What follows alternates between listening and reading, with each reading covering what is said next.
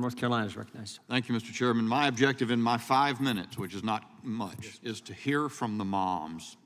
But before I do, I just want to take a trip down memory lane. Kate Steinle, does anybody know her name? Kate Steinle? She was used to be a stark outlier. She was shot on a pier in San Francisco in 2015. It was accidental, I think they said. It was sort of an occasion, you know, sort of a freak encounter with an illegal alien. Now we have a hearing in front of us today in which I think I counted 5 dead. I think I got 4 brutal sexual assaults, a couple of those children. And Laken Riley's murder seems to sort of have announced this new phase.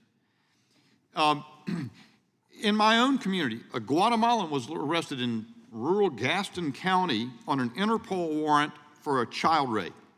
A Honduran was charged with murder 1 in Mecklenburg County, Charlotte, where I'm from, arrested in Houston. In July, a Honduran illegal 18-year-old with a 16-year-old undisclosed identity went on a random shooting spree in Charlotte, North Carolina, killing 1 person, injuring a number of people. It was an MS-13 gang initiation, we heard.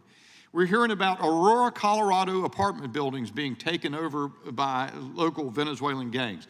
Eric Swalwell can laugh about it if he wants to. He thinks it's funny, but you're hearing reports, a guy standing in front of a city council talking about migrants, Haitian migrants, dumped like 20,000 of them, dumped on one small community in Ohio, picking up ducks to eat and killing cats to eat them. I don't know if it's happening or not. We'll find out. They denied the Aurora thing at first, right, too. Witnesses have come before committees I've been on, and they've talked about hyper-violence. To the ladies, to Ms. Lopez and Dr. Mendez, with all due respect, conditions are not the same in the United States as in the countries from which people are fleeing. That's why they're fleeing. If you replicate the conditions in those communities, what will you have solved? Where will people flee? So here's the thing. When I was elected in a special election in September 2019, in October I went to the border, and it was calm and quiet. There was 1 asylum seeker at the port of entry I went to, because in May all hell had broken loose, and the Trump administration had responded with the migrant protection protocols, remain in Mexico, and it crushed the number of people coming in. It stopped the overwhelming flow. So the question I have for the moms, and I'm going to ask you one by one, do you think it's getting worse? And do you think it can get even worse than it is now? Ms. Nobles. Yes, most definitely. We're seeing more and more cases every day, a lot, way too many. Ms. Fundner. Yes, absolutely.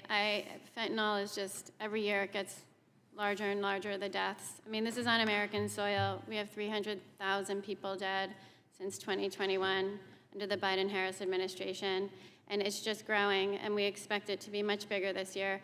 Now, we have reports that they're underreporting right now, and I'm not surprised because it's embarrassing. But yes, absolutely, it's getting worse. It is 100% getting worse. Ms. Moran. Yes, I think that if things continue, we're going to have a war on our soil. I think that this is a security risk for our country. And the reason why I think that is because people are turning a blind eye to what's actually going on, and that allows these unvetted criminals to come into our country, set up camp in all different states. I was just telling one of the gentlemen here that I was at the border. I met some folks at the border. I saw who lives at the border. I was also up in New England a week ago, and I was surprised at the amount of immigrants from the Congo and from Sudan and from South America in northern New England. That's unheard of. In Massachusetts, they've spent over $1.5 billion in order to... I want to save about 30 seconds for Ms. Nungaray, so give me finish that. All right, but yes. I didn't mean to cut you off, Ms. Moran. That's quite the contrary. Ms. Nungaray, how about you? Is it getting worse, and do you think it can get worse than it is?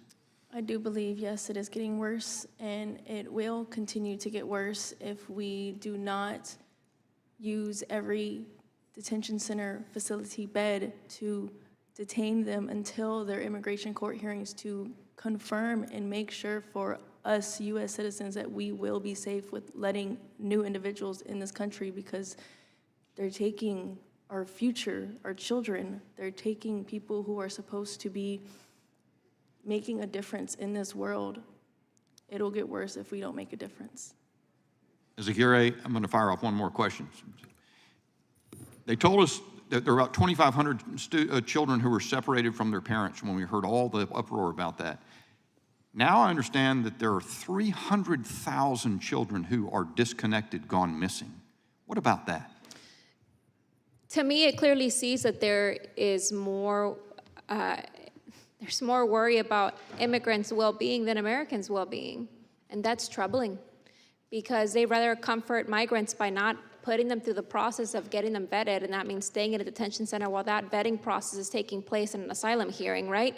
So they're willing to jeopardize American lives in the process. So it almost like they have these backdoor arrangements where they're like, okay, well, we might lose some American lives. Some of them might be criminals, and we're willing to gamble with the Americans' public safety. And that's where we're at right now, because people need to understand that I personally am not against migration. I am against unvetted migration, because, as you said, these migrants are fleeing from something, and here we are creating the same environment here in the United States soil that they're fleeing from. You know, it's astonishing to me how many of these victims are actually also asylum seekers that are victims of their own migrants that are there with them in these groups that are being housed together. And it's very troubling to me, because it's not good for anybody. I join you. I think it's getting worse, and it can get worse. Mr. Chairman, I yield.